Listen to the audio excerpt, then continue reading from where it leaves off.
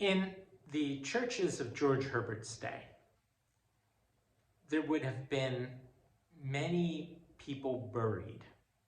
All the way along the walls, there may have been tombs and tombstones with people buried, their bodies buried under the stones that made up the aisle or the area in front and around the altar.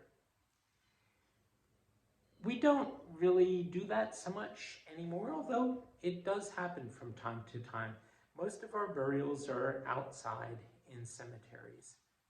Sometimes people's ashes are interned inside. One thing we do, however, continue to do is we have the monuments and the memorials that are found in many churches. I'd even say in most churches.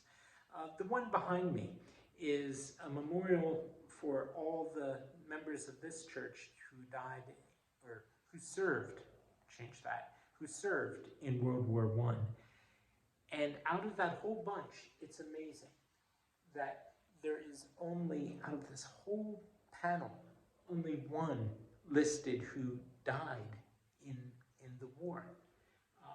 Edward Powers died in action in France, October 3rd, 1918. So, it's a mix. You're sorry that that happened, yet glad that so many came back. And it makes you think about your own mortality. Having graves in the church, even more so. This is what George Herbert wrote. It's called Church Monuments.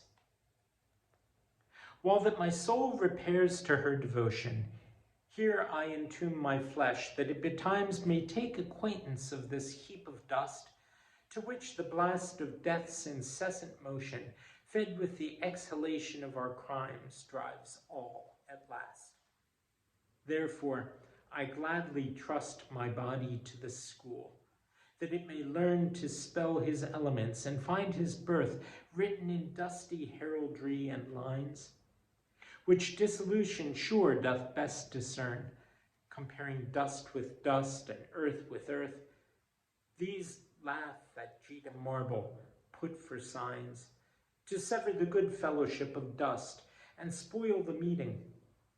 What shall point out them when they shall bow and kneel and fall down flat to kiss those heaps which now they have in trust?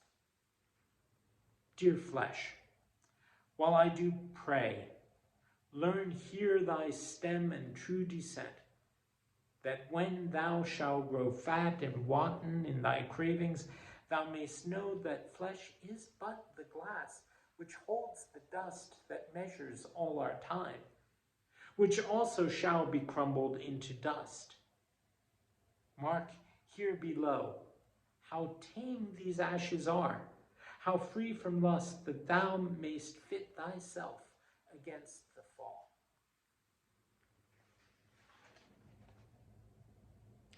Thou art dust, and to dust thou shalt return.